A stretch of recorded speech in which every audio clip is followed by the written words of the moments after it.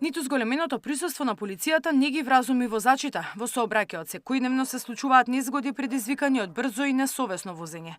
Последен таков пример е со мотоциклистот кој удира во малолетно дете кое преминува улица во Скопски Бутел, а потоа бега од местото на настанот. За среќа, ваквите случаи, евидентирани на безбедносни камери на жителите, јавно се објавуваат. Полицијата го најде возачот и против него е поднесена кривична пријава.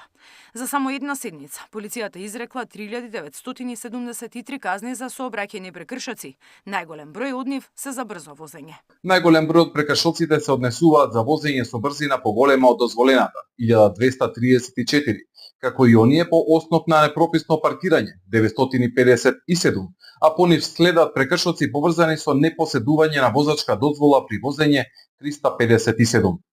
Исто така во посочениот 6-дневен период евидентирани се 67 прекршоци поврзани со управување со возило под дејство на алкохол, 253 прекршоци поради некористење сигурносен појас, изречени се 13 мерки за возачите на мотоцикл за неносење заштитна кацига. Одземање на возила, нула толеранција за евидентирани прекршители, строги контроли може да бидат мерки со кои ќе се зголеми безбедноста.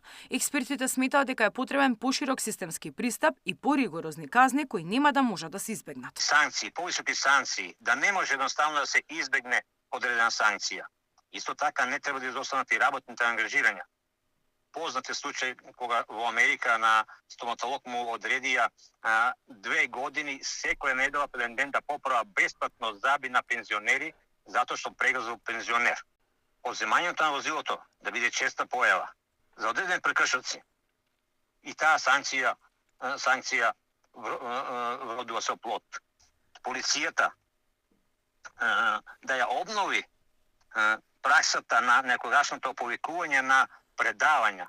Сите оние прекршители кои прават одредени прекршоци да се јават на неделна или двонеделна на обука. МВР ги подготвува измените на законот со кои ќе се имплементира проектот Безбеден град, кој според министерот ќе има за цел да го намали бројот на жртви во сообраќајот. Со новите камери ќе се евидентира секој прекршок и возачот навреме ќе биде санкциониран. Safe City ќе се имплементира најпрво во Скопје и Куманово, а потоа и на територија на цела држава. Само минатата година регистрирани се околу 30 жртви пешаци во сообраќајот и околу 140 жртви во сообраќајни несреќи во државата. Бројки кои се многу повисоки од просекот во Европа.